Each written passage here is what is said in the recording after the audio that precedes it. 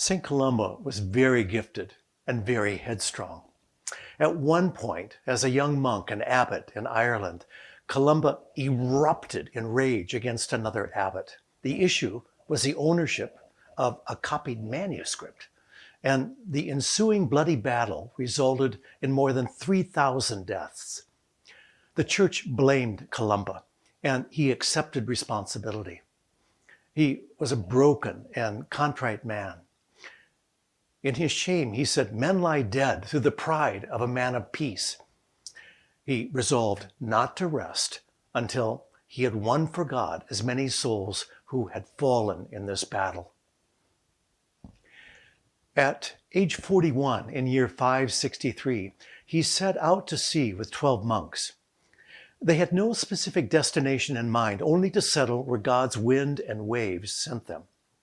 They landed off the western coast of Scotland, the island of Iona. There, Columba and his monks built a monastery, which still stands. He trained his monks to be missionaries. Iona became a staging point for the expansion of Christianity throughout the British Isles and Western Europe. In our Clear Story window, the medallion shows Columba and his monks on mission, sailing off in a coracle, a long wicker basket.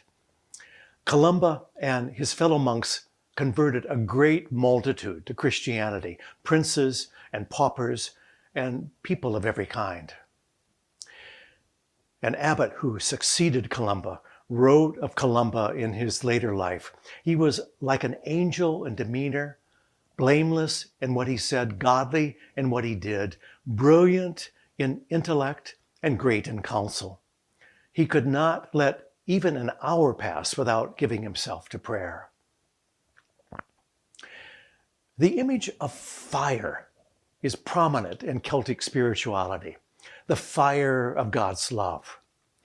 To God's purifying fire, Columba was subjected during his 39 years sailing to and from Iona.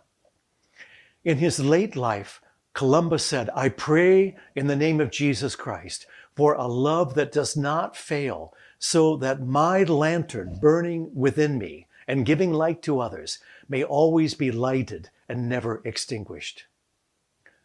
Columba died a converted man.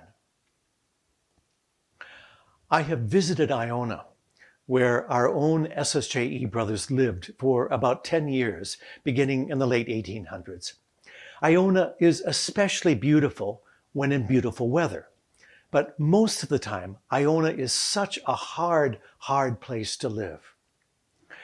I look to Columba's example for the grace of endurance, the need for courage, and the practice of humility to admit where I am wrong yet again.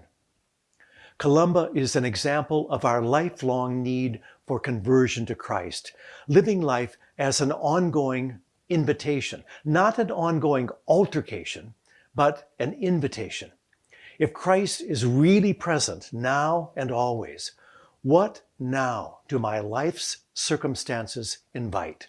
What is Christ's invitation? Blessed Columba of Iona.